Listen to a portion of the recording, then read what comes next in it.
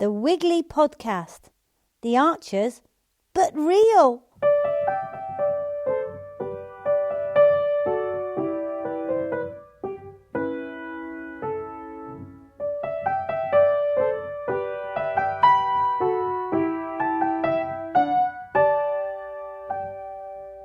Welcome to the Wiggly Podcast from the Wiggly Sofa in the Wiggly world of Blakemere in Herefordshire. I'm Heather from Wiggly Wigglers, and today I've got a duo of Rackwells. I've got Rach. Hello. And I got Rachel. Hello. And Farmer Phil is coming along. He'll burst in shortly. He's just got to tube up a cow. So we can ask him all about whatever that is in a bit. He's got to tube up a cow.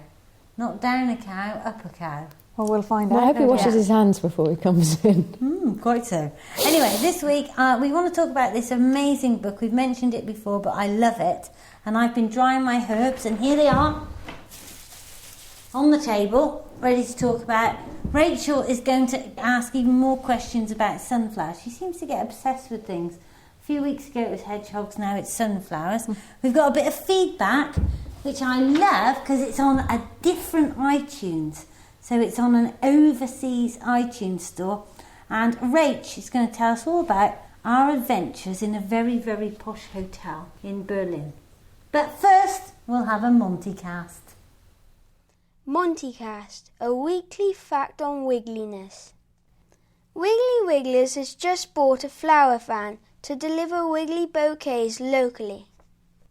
Another Montycast, a weekly fact on wiggliness. Next week.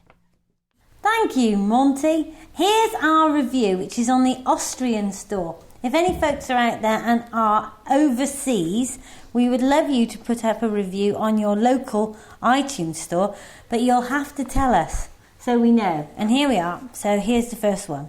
Dear Heather, thank you for all the hours of good entertainment and important information you and your team gave me with your podcast. First, I was a podcast listener. Now I am a customer. That's good, Rach. That is good, isn't it? Can't wait. Oh, here comes Farmer Phil. We'll find out where he's put the tube shortly. We want to know, have you washed your hands? Yes. Good. Getting back to the point. Can't wait for my worms arriving. It's almost like Christmas. Okay, it's a present I pay myself for, but anyway. I'm really sorry that you plan to do video only in a few weeks because I love to listen to your podcast while I do my own gardening. I had a chap who said the same thing, and how is he going to manage when he drives the car? Anyway, I guess it's going to be hard to watch both the iPod screen and the weeds in my garden, but I'll try. Some shows ago, you asked listeners for feedback on iTunes. I am the one and only in the Austrian store, but I hope you like it. Of course, it's a 5-star review, or as we Wiggly Wigglers listeners call it, it's a Milka Deluxe. I enclosed a screenshot of the review just in case you don't have access. Keep up the good work. Suzanne from www.podcasterin.at, and she's a podcaster of a German-spoken podcast about environment and how to live green called Grüne Leben. Your fluent German coming out there, Hev? Wo ist der Kirche? Der Kirche ist gerade raus. Would you like to read this podcast review, Phil? I can do that. It says, von Suzanne, that must mean from Suzanne. I have much fun listening to this podcast, talking about wormeries, organic gardening and environmental issues. The Wiggly Wigglers team knows how to combine respectable information, Ricardo, with funny conversations. Although I like the way Richard and Farmer Phil often discuss topics from complete different points of view, you're not wrong there, my absolute star of the show is Heather. Yay! No, how can that be right? Heather, did you write this yourself? Yeah. How do we know you haven't written these yourself? Dankeschön. It gets worse. Great voice, very entertaining, and as soon as she starts giggling, you can't help joining in. Oh, yeah, there we are. Monty does a wonderful job with the Montycast, a part of the show I'm always looking forward to, because it provides often facts that I haven't known yet. So all you tree huggers, environmentalists and green people out there, subscribe to this great show. You won't regret it. Oh dear, I'm not sure what Heather's going to think about the listeners being called tree huggers. That's outrageous. That's all right. That just reminds me to give Ricardo even more jib. And we want to know, which bit of the cow has the tube been up or down? She's got mastitis. Oh, no! Wait. What has painful. happened is that she is a dry cow, so she hasn't got a calf on her, and usually the infection is transmitted by flies at this time of year, and effectively you get a bacterial infection in the quarter of her udder, and we have to strip it out, so all the muck and rubbish that's in there, and put an antibiotic tube in its place. How thick is the tube? Oh, very thin, What, like a needle size? yeah, but it's not sharp. But that bit, Good Lord. that bit isn't the bit that hurts them. What hurts is actually getting the gunge out of the udder. That is extremely painful. That's because it's lumpy. Yeah, Is it? or like cream cheese. It's horrible. Oh. And it stinks. Oh. So that's put everybody off. Oh. Meanwhile, Anyway, the good news is that the infection is limited to the udder. So sometimes you can have mastitis that affects the whole animal and will kill them.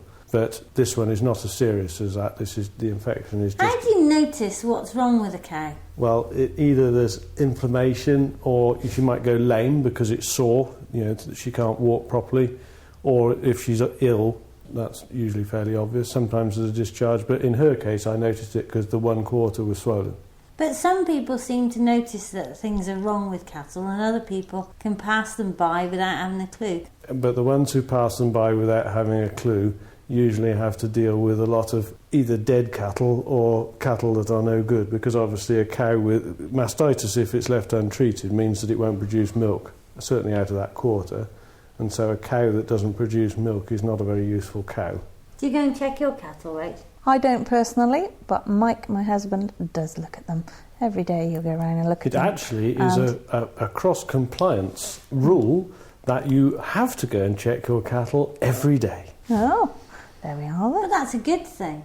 Yeah, but anybody who doesn't check Yeah. their cattle every day is asking for trouble, because Yeah. the day you don't go, disaster will strike, because Murphy's Law says so.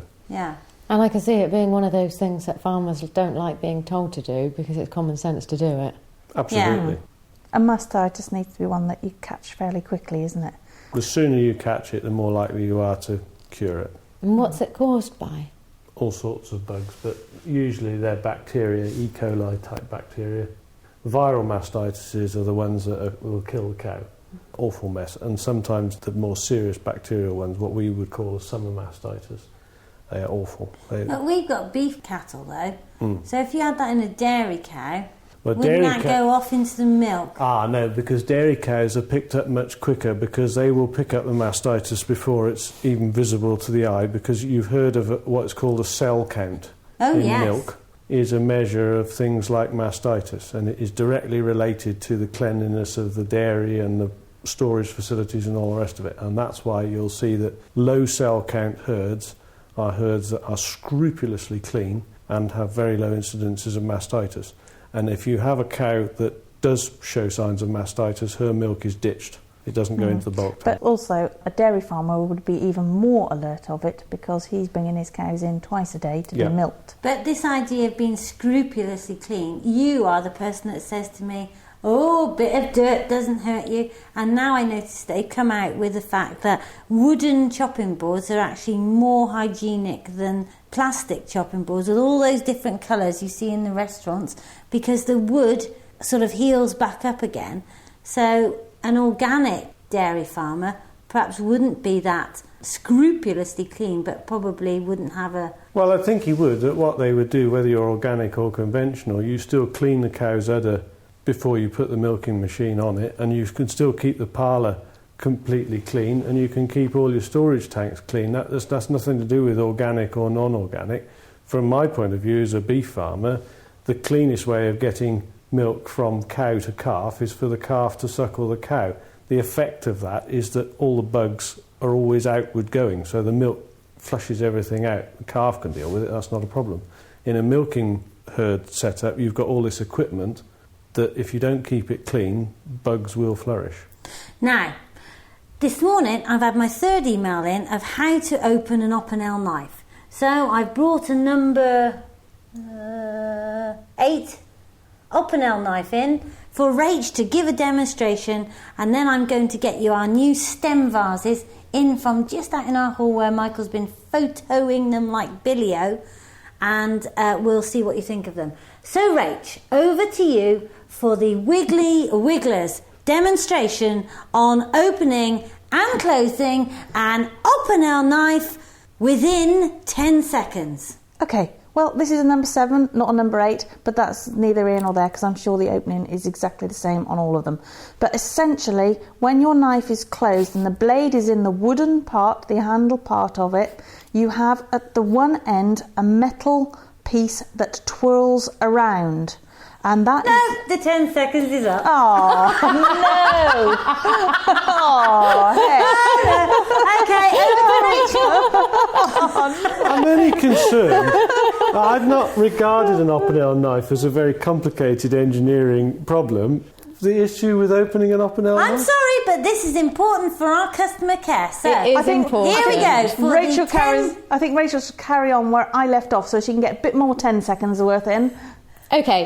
Just a minute, please. Here we go for stage 2 of the 10-second guide to opening the Wiggly Opinel number 7 knife. Okay, at one end of the knife, there's a metal part that swivels. If you turn it, it seems that it turns clockwise, it locks it. If you turn it anti-clockwise, it opens it. When it's turned fully anti-clockwise... Stop! Oh. Give. Okay, it's over to the man for the third part of the easy guide to the Wiggly Wigglers opening and closing of the Opinel knife. Your 10 seconds, Philip Gorringe, starts now. You rotate the metal bezel to the unlock position, you grasp the wooden bit in one hand, the metal bit in the other, and you open the knife. Like so. The metal bezel then locks it open. Stop. There's repetition. I didn't use the word bezel, did I? What's a bezel? It's a bit stiff, that one. Just to add more excitement to it, it's not a bezel, it's a ferrule. So here we go with the fourth part of the Wiggly Wigglers easy guide to opening and closing your number 7 Opinel knife. Okay, with Opinel knife in hand and it's now twirled round to its locked position, you now have your knife open ready for action. To close it, once again, twirl the ferrule around anti-clockwise and then close the... Hooray! It's easy. It's easy, very easy, but I think the customer may find it a little bit stiff when you first have a brand new one. Obviously, if you maintain it very well with a nice little bit of very fine oil, it opens and closes beautifully. And you can clean it. You can clean it with a matchstick as well, because sometimes it gets a bit mucky in the hinge. It's a knife bogey in it. That's a problem that's not unknown. Does one oil it, Phil? Yeah, you can put a drop of oil in it. A fine oil. Oil will help the wood as well. Keeps the wood from going brittle. Very good. I'm going to get the stem vases. Excuse me. All right.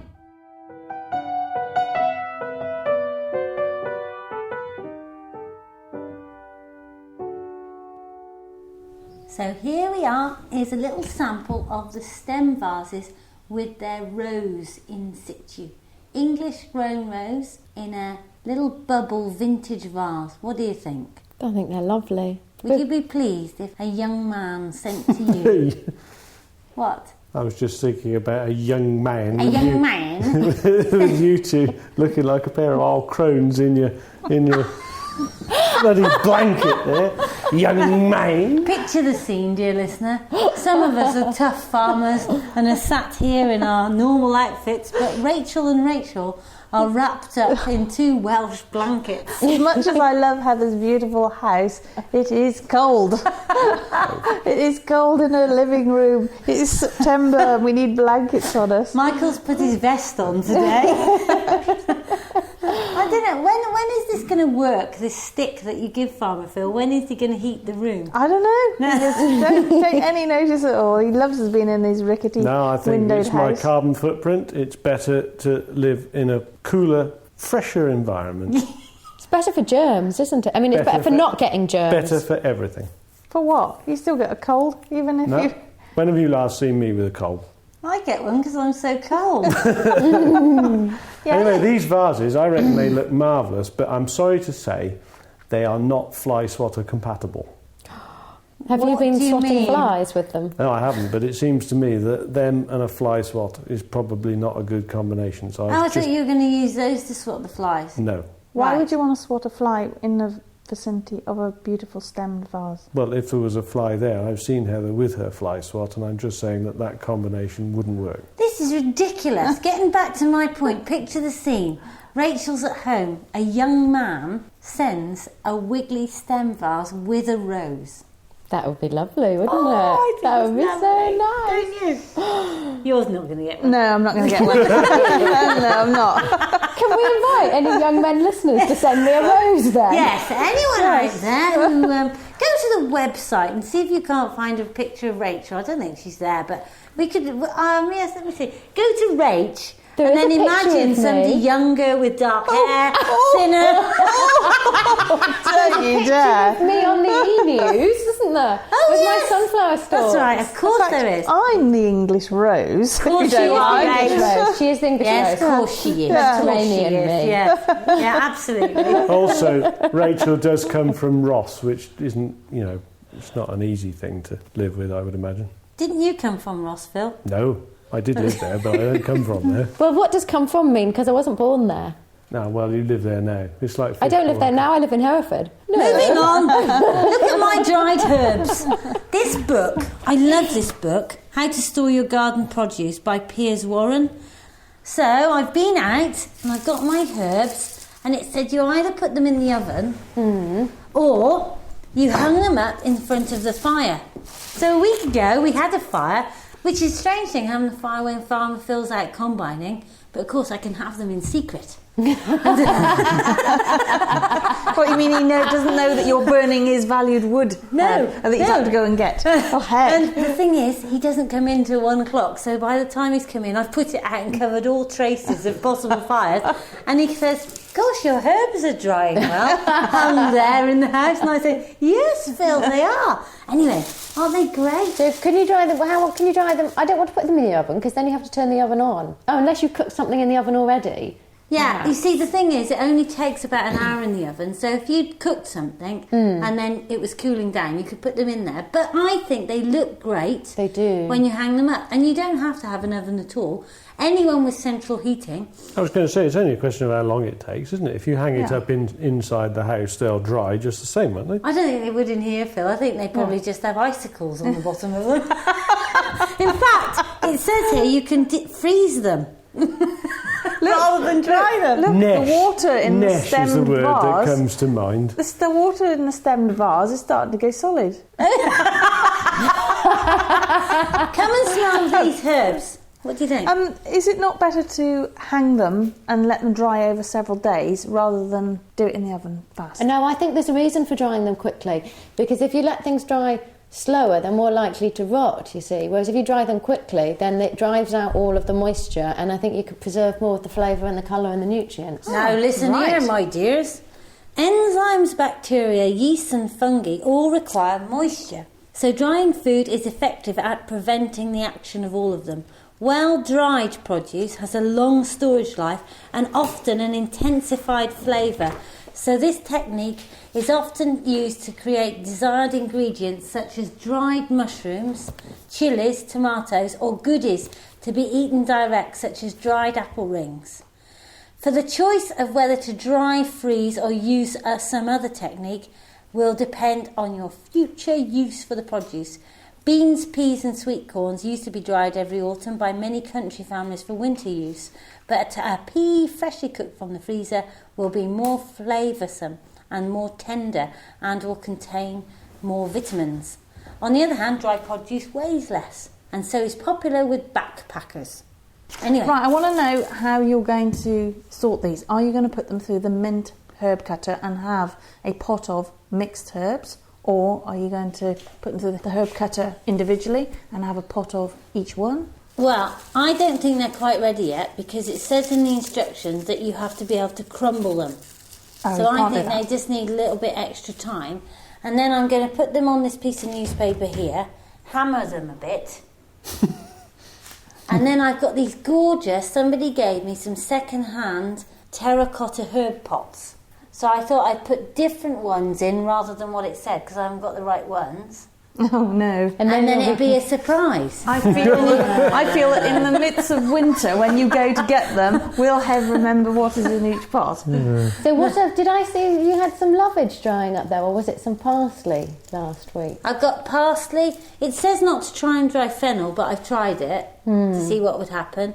I've got oregano. I've got sage. I've got lemon balm. Is this lemon balm? I think this is lemon balm. Rosemary. Oh yeah. Yep. I've got parsley. What else have I got? I think that's it. So I thought I'd make some mixed herbs and then also lemon balm because I'll need this in the winter for Pims. Have you got any time? Did you dry any time? Yes, I've got time. Where's my Oh, time? love Somewhere. time. Yeah. Do you So know? there we are. Does that book tell you what the difference between oregano and marjoram is? Do you know the difference? No, it's a question. Maybe that's a question for the listener. If anybody knows what the difference between oregano and marjoram is, I'd be very interested. I wouldn't. Does it matter?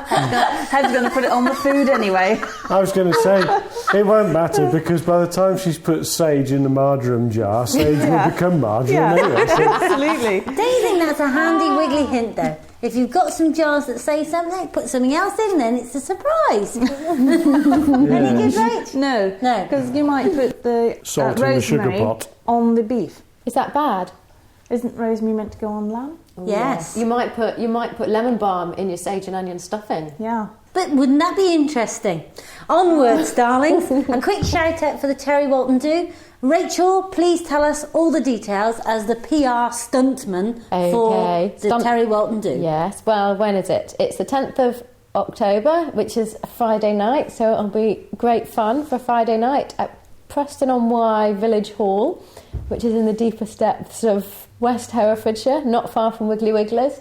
It starts at 7:30 and there'll be a light supper, which is being arranged by Heather, so I'm not quite sure what we're having. Cheese. Cheese. We're having Excellent. cheese. Excellent. I love cheese. And ham. cheese is rotten milk. I shan't be having any of that. We're Don't you like having cheese? We're Doesn't it having fillet steak. That's more like it. Excellent. Not. Excellent. And maybe there'll be some of Heather's dried herbs there. Yes, in surprise jars. But let's hope she doesn't put them in the mould cider. Actually, this will go in the mulled cider, I think. Ah. Anyway, So, Terry Walton talking to Richard Fishbourne, no doubt giving each other a hard time on whether to be organic or not organic, and general gardening fun. And tickets are £10 and available from Wiggly Wigglers, and I hope you come. and they'll be singing Myfanwy. Da da da da da da Myfanwy. What, Fishbourne singing? I don't know. No, Terry sings. He's I've gonna heard Terry sing. sing on his podcast, actually. Excellent. It's quite funny. It is not like Welsh male voice choir singing. He sings sort of little ditties about the allotment. Oh, like Lavender's Blue Dilly Dally. Please, no. Now then, Farmer Phil, what is the news with the harvest, please, before we tell you the Wiggly Wigglers moment of glory in Berlin? Dun, dun, dun.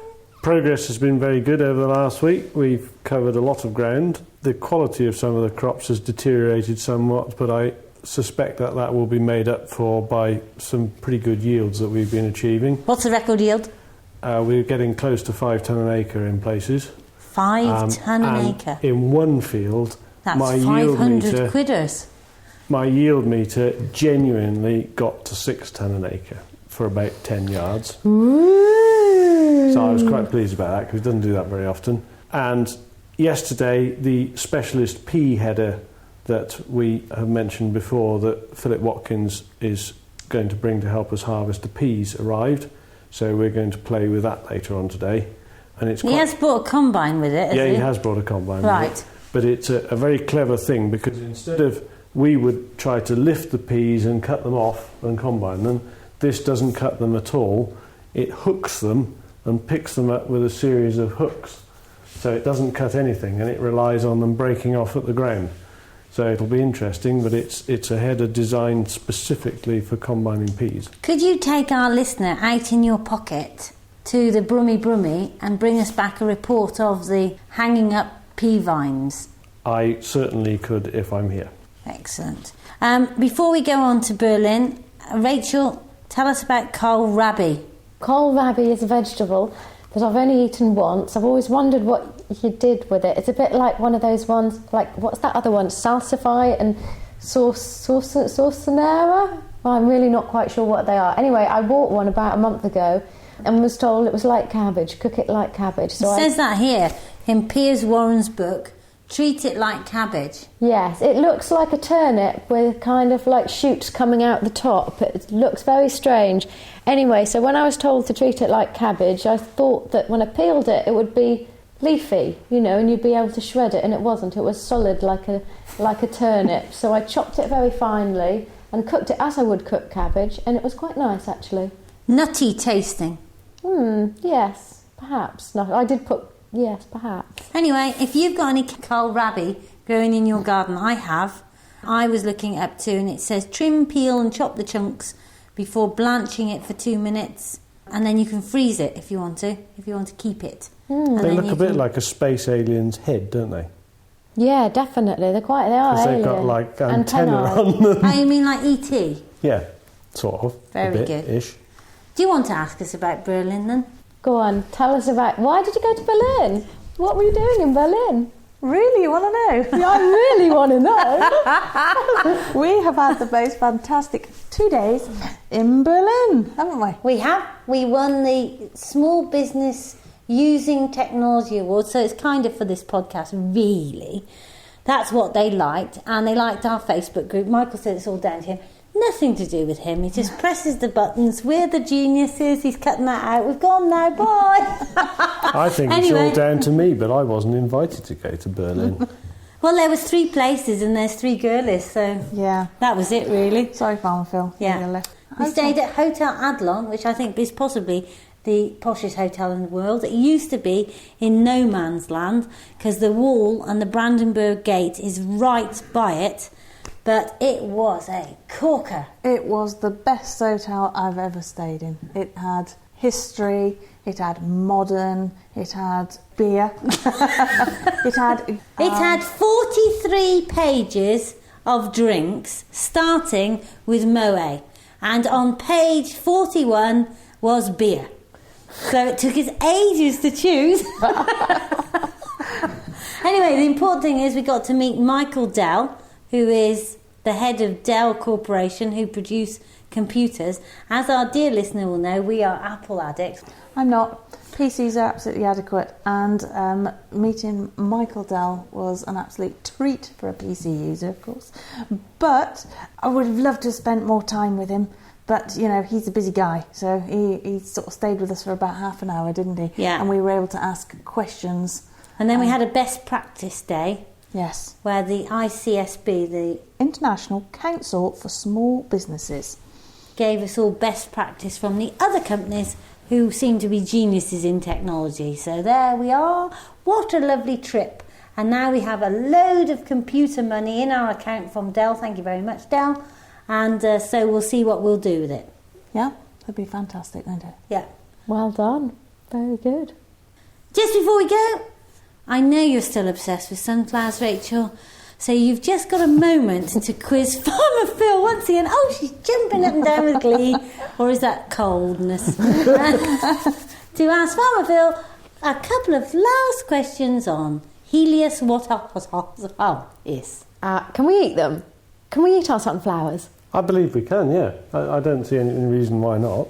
Because I've read, I think, on a DEFRA website, that every crop and vegetable that's capable of being grown in the UK is actually grown in Herefordshire. Is that right? Yep, that's right. Didn't know that. That's amazing, isn't it? Every crop that's capable of being grown in the UK is grown in Herefordshire. You find me some onions. Are there onions growing in Herefordshire? Or there were. Brindley used to grow onions. Did he? Yeah. Shall I find the quote?